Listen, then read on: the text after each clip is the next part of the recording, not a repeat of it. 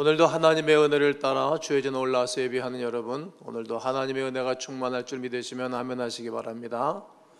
오늘 저는 7대 기적 에필로그 이런 설교를 주제 삼아 할 것입니다. 한번 따라해 보실까요? 7대 기적 에필로그. 어떤 소설이나 드라마, 영화 같은 것에는 반드시 에필로그와 프롤로그가 있습니다. 즉 시작과 끝이 있습니다. 저는 요한복음의 7대 기적에 대해서 계속적으로 말씀을 증거하면서 오늘은 7대 기적의 마지막 날로 이제 마지막 말씀을 증거하게 될 것입니다. 7대 기적의 말씀을 증거하면서 그 의미가 무엇일까? 또 하나님 우리에게 주어지는 교훈은 무엇일까? 또 우리에게 주실 축복은 어떤 것일까를 생각하면서 말씀을 증거할 것인데, 나에게 주어지는 은혜, 나에게 주어지는 의미, 나에게 주어지는 축복을 찾는 시간 되기를 원합니다. 가장 먼저 기억할 것이 있습니다. 바로 기적의 주체가 예수님이시라는 사실입니다. 기적을 누가 행하시나요? 사람이 행하나요? 그것이 아니고 하나님이 행하시는 것입니다. 하나님 되신 예수님이시기에 하나의 도시락으로 끝날 질량 보존의 법칙이 질량 확대의 법칙으로 바뀐 것입니다. 기후 하나만 바뀌어도 엄청난 변화가 일어나고 문제가 발생하기도 하지 않습니까? 그런데 아무런 무색이었던 물이 변화해서 포도주가 되어졌다는 것은 의미가 있는 것입니다. 이처럼 모든 기적의 주체는 예수 그리스도이십니다. 사람이 하는 것이 아니라 사람을 통하여 우리 예수님이 기적을 늘 베풀어 주셨습니다. 앞으로 우리의 삶에 일어날 기적과 은혜를 생각하니 엄청난 축복을 기대하셔도 되겠지요? 보이시고 믿어지십니까? 저는 늘 잠자리에 들 때마다 사모함, 또 흥분된 마음으로 잠자리에 듭니다. 또 앞으로 하나님이 나를 통해 하실 일들, 교회를 통해서 하실 일들, 또 하나님의 거룩한 성도들을 통해서 하실 일들을 생각하면 흥분이 되지 않습니까? 기대감이 있지 않겠습니까? 기적 중에 기적이 있습니다. 지옥에 가야 마땅할 우리를 하나님이 당신의 백성 삼으신 것, 그리고 나의 영혼을 자유케 해주신 것, 이것이 나의 기적 중에 기적으로 남습니다. 돈으로 세상의 권세와 학벌로도 살 수 없는 하늘나라의 시민권을 우리에게 주셨으니 이보다 더 큰 은혜와 기적은 없습니다. 빌보서 3장 20절에 그러나 우리의 시민권은 하늘에 있는지라 거기로부터 구원하는 자 곧 주 예수 그리스도를 기다리노니, 우리의 시민권은 하늘에 있는 것입니다.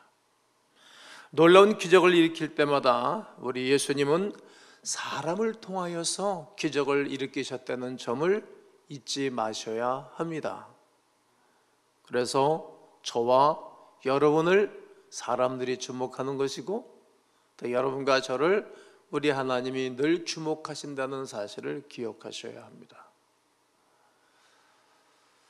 이런 기적에 쓰임받는 사람들 보십시오. 학벌이 높거나 지위가 높거나 명예가 높은 사람들이 아니었습니다. 여인, 또 하인, 왕의 신하, 38년 된 병자, 또 앞을 보지 못하는 맹인, 또 심지어 죽고 썩어 냄새가 났던 나사로를 하나님이 살리셨다는 거예요. 그들에게 하나님이 은혜를 베풀으셨다는 말입니다. 제가 철회배에 약 한 2달 반 정도를 로마서 16장에 있는 한 사람 한 사람 이름들을 찾아가면서 설교한 적이 있습니다. 저는 설교를 준비하면서 깜짝깜짝 놀라고 은혜를 받았습니다. 거기다가 종입니다. 하인들입니다. 그들을 통해서 하나님 역사를 하셨고, 그 아주 법과 질서를 내세워서 유럽 전체를 아주 악하게 다스렸던 로마 제국이 복음화가 됐다는 거예요. 잘난 사람들, 똑똑한 사람들, 권력 있고 명예 있는 사람들을 하인들을 통해서 변화를 시킨 것입니다.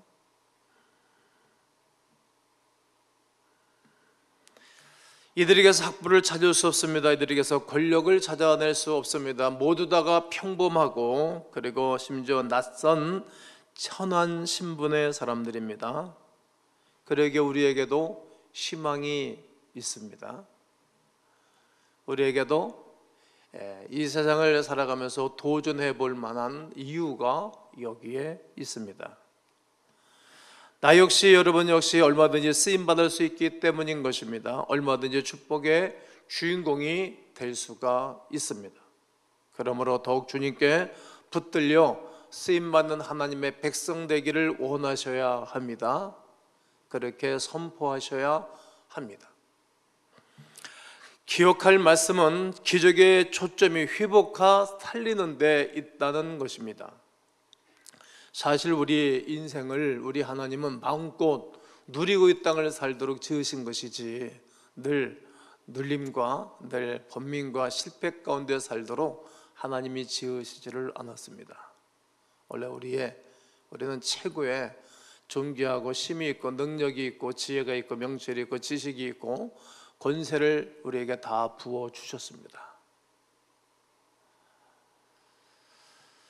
창조 이후에 하나님이 제일 먼저 하신 것은 안식하셨고 더불어 우리도 안식하라고 명령하셨습니다. 안식이라는 단어는 그치다 쉬다라는 뜻이 있지요.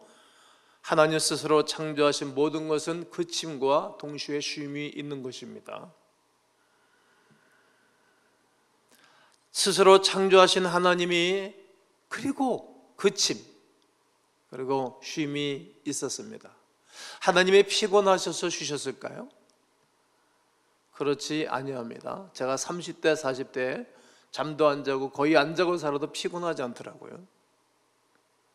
밤 꼬박 새고 한두 시간 잠자고 또 성도들 돌보고 또 늘 설교 준비하고 집중하며 살았던 때가 있습니다. 그때가 제 인생에 제일 힘이 있었던 시기입니다. 사람도 피곤하지 않은 인생이 있는데 그 절기가 있잖아요. 그 시기가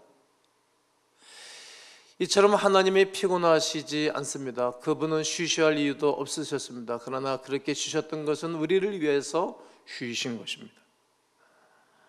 이사야서 40장 28절로 31절을 보면 너는 알지 못하였느냐 보지 못하였느냐 듣지도 못하였느냐 영원하신 하나님 나 여호와 땅끝까지 창조하신 이는 피곤하지 아니하시며 곤비치 아니하시며 명철이 한이 없으시며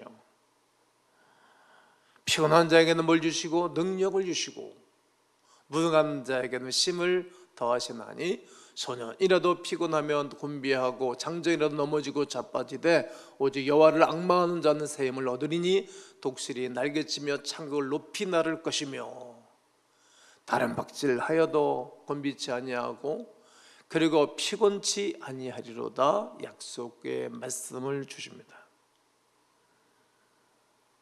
그러신 하나님이 우리에게 안식하라고 말씀하십니다. 안식하라. 안식이라는 단어가 맷방석 안에 누리고 살라는 거예요. 맷방석 밖에 나가면 이슬이 있고 흙이 있고 먼지를 묻잖아요. 그러니까 하나님 안에서 누리라는 말씀입니다. 우리에게 충전과 회복을 주시기 위해서 그러합니다. 우리에게 기쁨을 소생시켜 주시기 위하여서 하나님은 안식하라고 말씀을 하시는 것입니다. 안식을 또한 함께 누리기를 원하셨던 것입니다. 여러분, 좋은 의사 사장님은 온 직원들과 함께 기쁨을 나눕니다. 혼자 독식하지 않습니다. 좋은 아버지 어머니는 자녀들과 함께 좋은 것을 나눕니다. 좋은 목사는 혼자 즐기지 않습니다. 성도들을 헤아릴 줄을 아는 목사라야 좋은 목사이겠죠. 이처럼 하나님은 혼자 안식을 누리기를 원하심이 아니라 모든 백성들과 함께 안식을 누리기를 원하시는 것입니다. 어떤 자를 통하여 하나님의 관계를 통해 지속적이고 넘치도록 채우시는 하나님의 은혜를 받기를 원하시는 것입니다. 태초에 에덴 동산에서는 모든 열매가 있었습니다. 인간이 살아가기에 최고의 적절한 환경을 다 조성해 주셨습니다. 그리고 난 다음에 맨 마지막에 지은 것이 사람입니다. 적절하게 다 만들어 놓으신 것입니다. 그리고 아담을 만들어 놓고 하나님이 매우 좋아하셨어요. 심히 좋아하셨더라 말하지 않습니까? 왜냐하면 당신을 꼭 빼닮은 사람이 있었기에.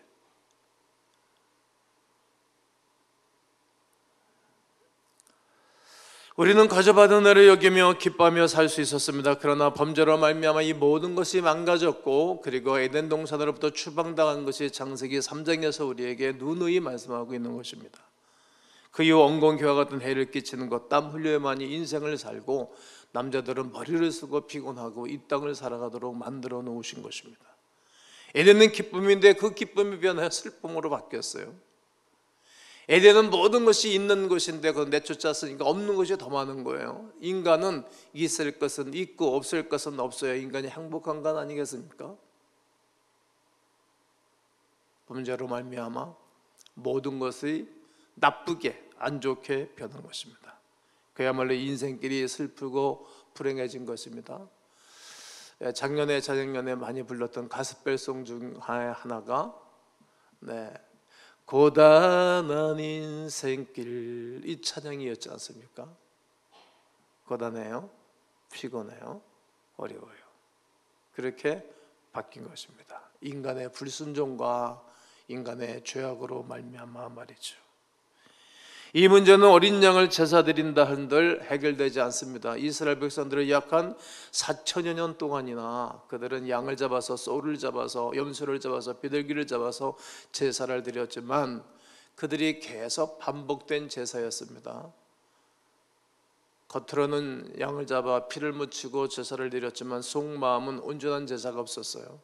죄에 대해서 아파하지 않습니다. 그러니까 이사야서 1장에서 야 너희들 제사 드리지 마, 너희들 피 비린내가 내 코를 찌른다라고, 이제 성전도 밟지 마, 오지 마, 이렇게 하나님이 감정을 표현하셨습니다. 저는 감정이라고 표현하고 싶습니다. 시간이 지날수록 죄의 무게는 더욱 인생을 질러 비참하게 만든 것입니다. 그 피곤한 거예요. 그러게 여러분, 하나님의 용서 없이는 진정한 자유가 없습니다. 그 진정한 자유를 주시기 위하여 우리 주님이, 하나님이 사람의 몸으로 이 땅에 오신 것입니다. 영원한 복음, 영원한 진리, 영원한 생명으로 이 땅에 오셔서 그가 이뤄놓으신 위대한 일입니다. 그리고 그분이 모든 인생들의 허물과 죄를 용서하시기 위하여 첫 번째 기적을 베푸신 것이 가나 혼인 잔치집에 물이 변하여 포도주 된 사건입니다. 왜 하필 혼인집에서 가정에서 이 일을 행하셨을까? 하나님이 이 땅에 에덴 동산에 제일 먼저 만들어 놓으신 것은 가정이고 교회입니다. 그러기에 가정을 회복시키셔야 되고 교회를 회복시켜 주셔야 되기 때문에 가나 혼인잔치집의 기적을 제일 먼저 행하셨던 것입니다. 포도주는 당신이 흘려야 할 보혈을 상징하지 않습니까? 우리가 성찬식을 내 피다 내 떡이다 하면서 우리가 성찬을 대하듯이 죄를, 시스템을 의미하는 것입니다. 동시에 에덴 동산의 기쁨을 회복시켜 주시러 오셨다라고 말씀하시는 거예요. 가정을 회복시키고 가문을 회복시키시고 기쁨을 회복시켜 주시기를 원하시는 것입니다. 사사기 9장 13절에 포도나무가 그들에게 이르되 하나님과 사람을 기쁘게 하는 내 포도주를 내가 어찌 버리고 가서 나무들 위에 우쭐대리요 한지라 말하지 않습니까? 사람들을 기쁘게, 하나님을 기쁘게 하는 포도주라는 말입니다. 또 시편 104편 15절에는 사람의 마음을 기쁘게 하는 포도주와 사람의 얼굴을 윤택하게 하는 기름과 사람의 마음을 힘있게 하는 양식을 주셨도다. 그러니까 기쁘게, 윤택하게, 힘있게 해주는 것이 포도나무에서 나오는 포도주인 것이 틀림이 없습니다. 그렇습니다. 포도주는 하나님과 사람을 기쁘게 하는 것입니다. 회복하는 것입니다. 윤택하게 하는 것입니다. 우리 주 예수 그리스도께서 이 땅에 포도주를 만들어 주심으로 우리에게 참된 기쁨, 참된 안식, 참된 평안, 참된 축복을 주시기를 원하시는 것입니다. 그분이 누구이십니까? 그리스도 예수이십니다. 그러므로 오늘도 구원의 감격을 다시 한번 예수 그리스도로 말미암아 회복하셔야 됩니다. 그래야 이 세상을 살아갈 수가 있습니다.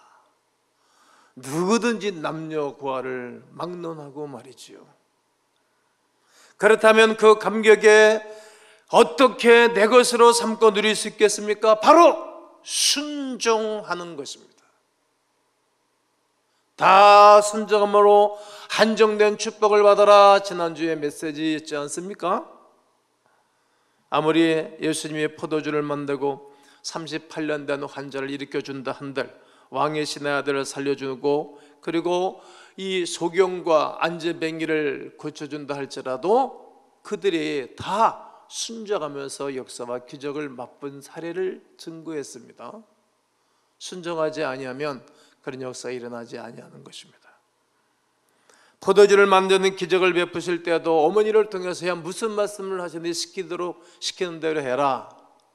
그랬을 때 비전문가로 바라볼 수 있는 예수님이 목수였으니까 직업이 주방에서 일하고 그리고 늘 반찬을 만들어내는 그런 사람들에게 명료하고 말하는 것은 안 맞는 얘기다. 지난주에 말씀드렸잖아요. 그런데 그들은 물을 길어다 붓습니다. 요즘 우리 한국 사회는 젊은이들은 이해가 못할 거예요. 우리 어린 시절에는 물 길어다 먹었잖아요. 우물에서. 그리고 가난했던 시절이기 때문에 우물이 멀어요. 왔다 갔다 한참 길어오는 거야. 요한복음 4장에도 보면 수가성 여인이 물 길러 나왔다가 예수님을 만나지 않습니까? 이처럼 지금은 수도꼭지를 틀어서 물을 받는 시절이 아니라 물을 길어다 붓는 시간이에요. 그때 여러 명의 하인들, 이 복수를 쓰고 있으니까 여러 명들이 말들이 참 거기에는 부정적인 사람이 있지 않았겠어요? 맨날 또 저렇게 아유 뭐 이거 해야 되는 거야? 말하다 이게 장난치는 것도 아니야. 뭐 이런 사람들이 있었을 거예요.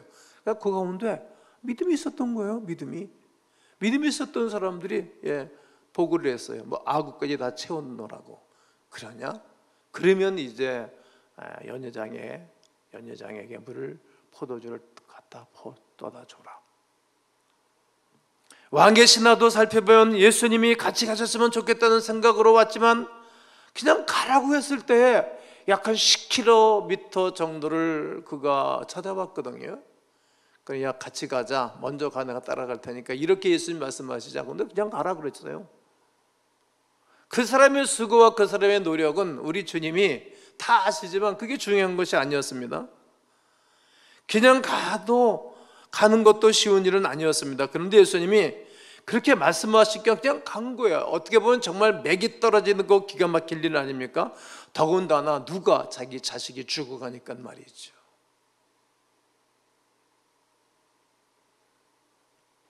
그런데 그냥 갑니다.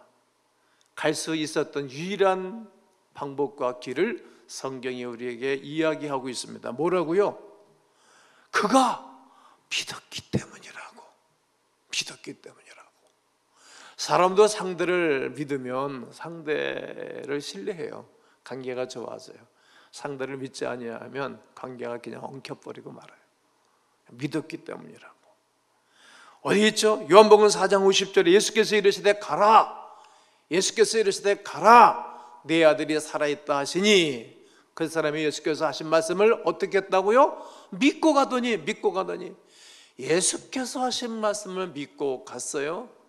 믿고 나중에 아들이 살아났다는 말을 들었어요. 언제냐? 그때 주님이 말씀하신 그때 믿고 가는 그 시간에 순종하는 시간에 즉시 역사를 베풀어 주신 것입니다.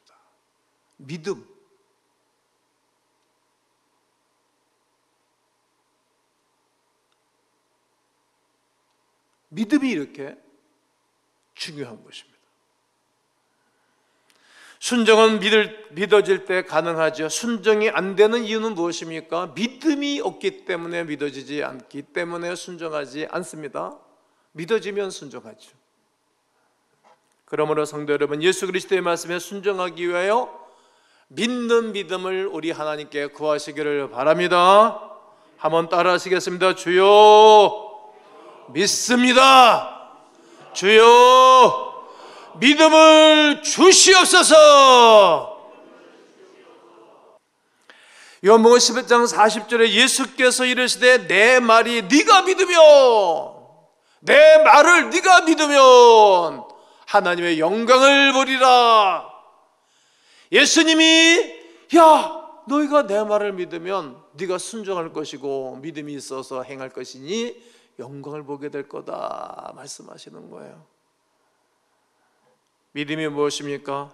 그렇습니다. 순종하는 것입니다. 순종하여 믿음대로 되라고 주님은 말씀하시는 것입니다.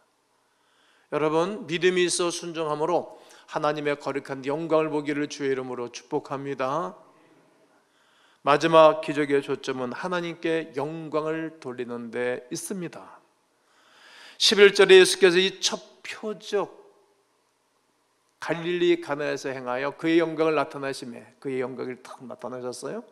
그랬더니 제자들이 어떻게 했다고 그래요? 믿으니라. 요한복음 11장 4절에서도 예수께서 들으시고 이르시되 이 병은 죽을 병이 아니라 하나님의 영광을 위함이요 하나님의 아들이 이로 말미암아 영광을 받게 하리 함이라. 이 어려운 문제는 내가 망할 일이 아니라 이거예요. 지금 입갓나무고 전염병, 이게 우리가 망할 일이 아니라 이거예요. 하나님이 이로 말미암아 영광을 얻으실 일이지.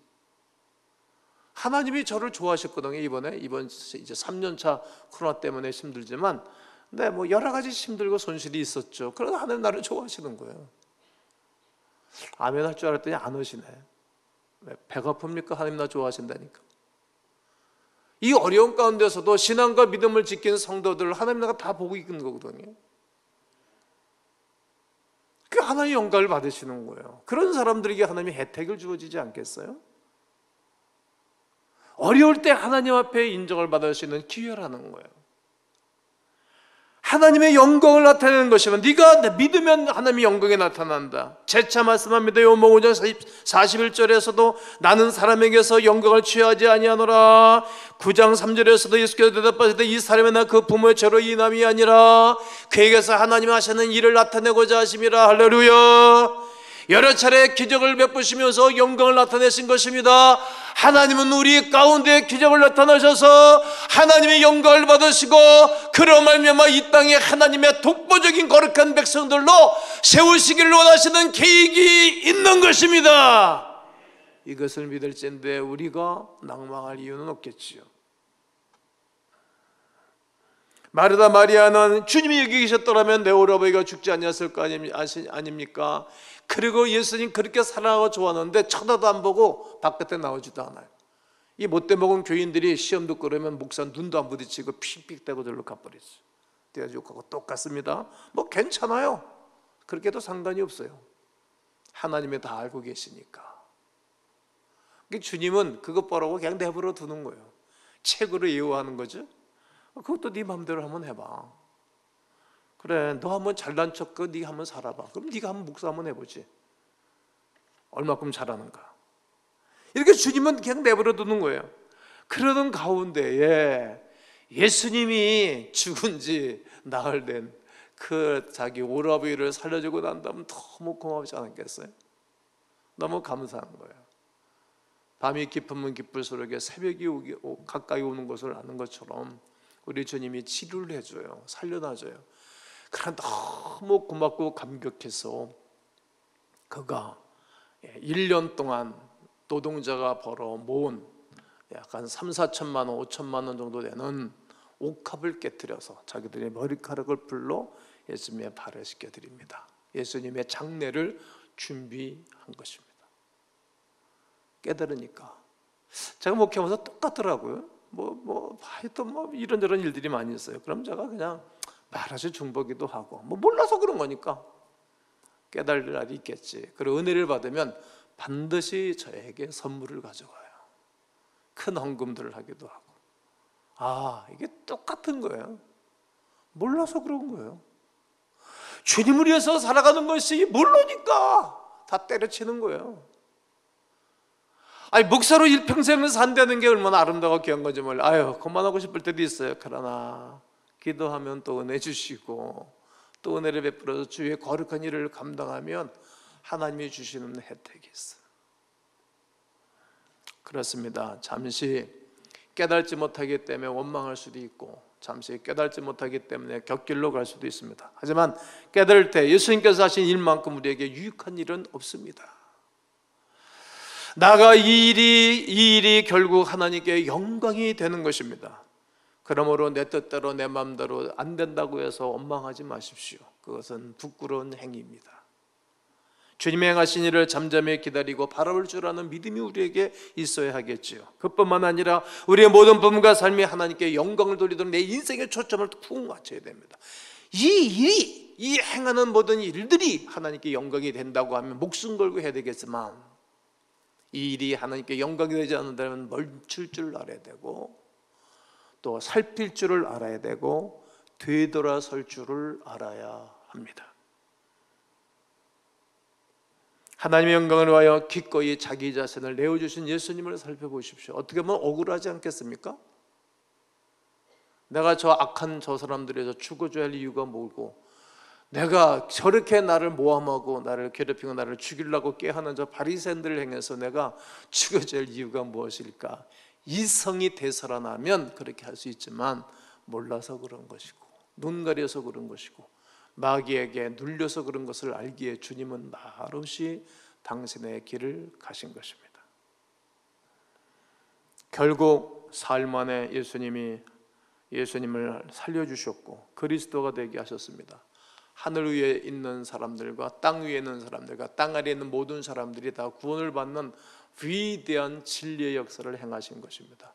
이 위대한 사실을 그렇게 고집통머리였고 잘난 척하며 살아갔던 바울이 깨닫고 난 다음에 빌립보서를 쓸 때 이름으로 하나님의 그를 지극히 높여 모든 이름 위에 뛰어난 이름을 주셨고 하늘에 있는 자들과 땅 아래에 있는 자들과 땅 아래에 있는 모든 자들이 다 예수의 이름에 무릎을 꿇게 하셨고 모든 입으로 예수 그리스도를 주라 시인하며 고백하게 하셔서 하나님께 영광을 돌리게 하셨다는 겁니다.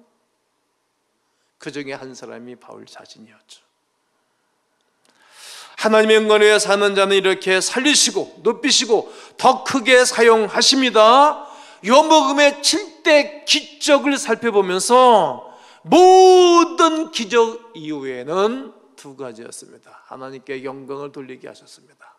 그리고 그들에게 믿음을 주시기 위하였습니다. 어떤 어려움과 힘든 일이 있으십니까? 그럼 그것은 두 가지예요. 하나님이 영광 받으실 일이고 또 하나는 나에게 믿음을 요구하시고 순종하기를 요구하시고 우리 가운데 기쁨을 회복시켜 주시기 위한 하나님의 계획이 있다는 사실입니다. 가장 중요한 것은 우리가 기도하고 순종할 때 기적의 주인공이 될 것입니다. 이것이 7대 기적이 우리에게 주어지는 프롤로그, 에필로그의 은혜가 오늘 여러분 모두에게 있게 되시기를 주의 이름으로 축원합니다.